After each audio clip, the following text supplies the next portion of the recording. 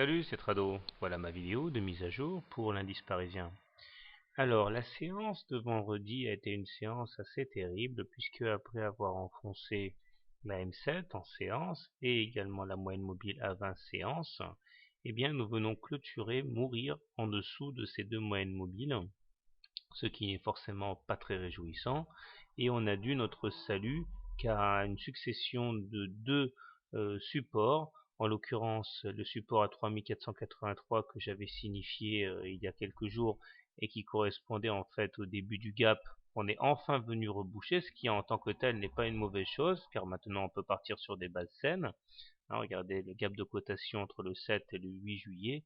Là, il n'y avait rien du tout. Et bien maintenant, on est venu coter, donc on a rebouché le gap, comme on dit. Et ça a été notamment également le contact avec le bas de la fourchette d'Andrews orange que j'avais tracé, qui a permis de stopper les cours. Donc on se rend compte que la médiane ici n'a pas encore été rallié, et ça a tendance à m'inquiéter un petit peu parce que maintenant, vu l'orientation, vu la pente de la moyenne de la médiane ici, j'ai du mal à voir comment on pourra la rallier. Autant dire que si on devait sortir de la fourchette d'Andrews rouge sans en avoir préalablement touché la médiane, je vous renvoie à mes vidéos didactiques là-dessus sur les fourchettes d'Andrews, il y aurait du souci à se faire. Surtout que là, donc, on est en dessous d'une moyenne mobile à 20 séances qui est elle-même décroissante, ce qui veut dire qu'on est en tendance baissière. Les indicateurs techniques se sont dégradés, mais ne sont pas baissiers pour autant, puisque le MACD reste légèrement positif et au-dessus de son signal. Le stochastique sort de sa zone de surachat et demeure in extremis également au-dessus de son signal, au même titre que le momentum qui est positif. Donc, a priori, il semble que ce soit encore cette terrible fourchette noire d'Andrews qui fasse fuir les haussiers dès qu'on s'en approche un petit peu trop près. Alors, comment trader le CAC lundi?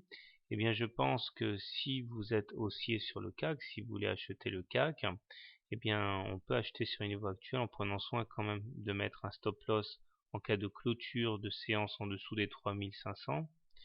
Notamment en dessous des 3480 qui ont retenu les cours vendredi, ou alors si le maximum de pertes autorisées est atteint. L'objectif étant dans un premier temps de repasser au-dessus de la M20 et puis d'aller chercher le haut de la fourchette noire.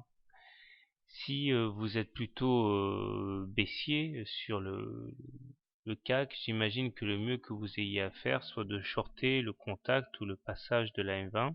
Concrètement, si on passe la M20 et que les indicateurs courts, horaires par exemple, se retournent, si on acte la difficulté à passer la M20, eh bien on short alors. L'objectif étant d'aller chercher dans un premier temps en intraday la résistance à 3483 et puis pourquoi pas plus tard le précédent bas qui était à 3330 en swing trading. Voilà. Un petit regard du côté des indicateurs hebdomadaires, question de mettre en perspective tout ceci. On voit que les choses sont relativement délicates puisque une fois de plus nous voyons que c'est la fourchette d'Andrews marron qui était en fait la fourchette d'Andrews noire sur la précédente unité de temps qui continue à jouer à plein. Nous avons la fourchette d'Andrews bleue par contre ici plus récente mais dont l'objectif a déjà été touché. Mais surtout le plus important c'est au niveau des indicateurs qui sont beaucoup plus négatifs avec un MACD sous son signal et négatif. Le stochastique est également sous son signal et se prépare à attaquer sa zone de survente, tandis que le momentum il est aussi négatif. Donc il n'y a pas beaucoup d'ambiguïté sur l'unité de temps hebdomadaire, on est baissier. Donc pour faire simple, en journalier, je pense qu'on peut tenter un petit rebond, mais à moyen terme, je pense que au regard des unités hebdomadaires, il y a pas de doute, on est baissier, donc ne pas prendre de position de portefeuille à moyen long terme, je dirais.